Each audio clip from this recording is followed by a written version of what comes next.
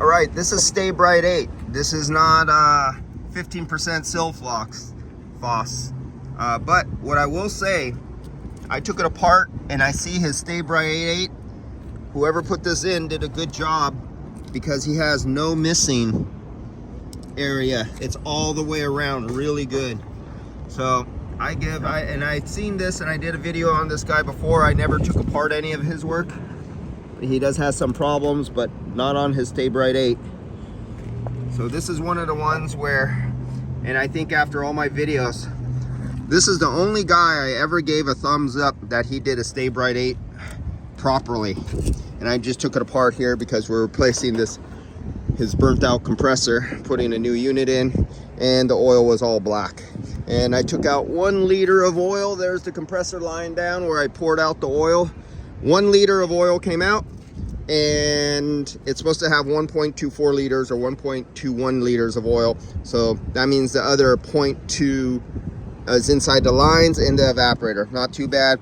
We got a new filter, not using the factory piece of shit that came with it. So I got a bigger filter dryer going on there. It's not an electrical burnout, it's mechanical. It's still running.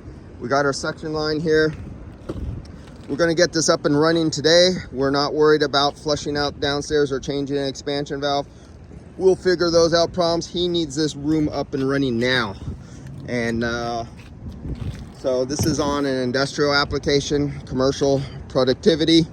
So this is getting done immediately. We are not putting back the old thing. This is years old, so this has a lot of miles on it. The contactors are all burnt up, a lot of amperage going there. Get a new what's the name of this thing? Head pressure control unit.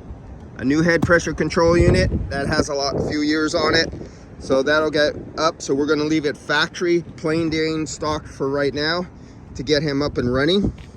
And then we'll put on the ambient control after we get his room temperature back down so he can control his room temperature. And then we'll put on the 3-phase monitor. They have a new 3-phase monitor. Supposedly Bluetooth connectable, some more bells and whistles. I will find out about that. I've been watching the videos on it. And there's another company too. We'll see, because he's had 10 of these and 5 of them have failed. So I'm not really happy, even if somebody else put them in and stuff like that. It doesn't matter. If the unit you put in to protect your system becomes the item that breaks down and causes comebacks and causes failures, then there's something wrong with the unit. He had it wired correctly and everything like that. And when they failed, when I came out here on the one, the other guy did the other 4. It was on one was a heat pump, and the very second the unit got a signal to turn off and it went to shut down, it would go instantly or power backfed somehow and instantly engaged the control valve, the heat control valve, reversing valve, thank you.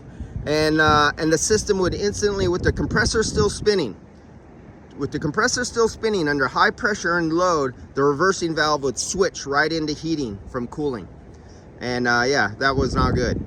But that's what the problem this caused on a heat pump. All right.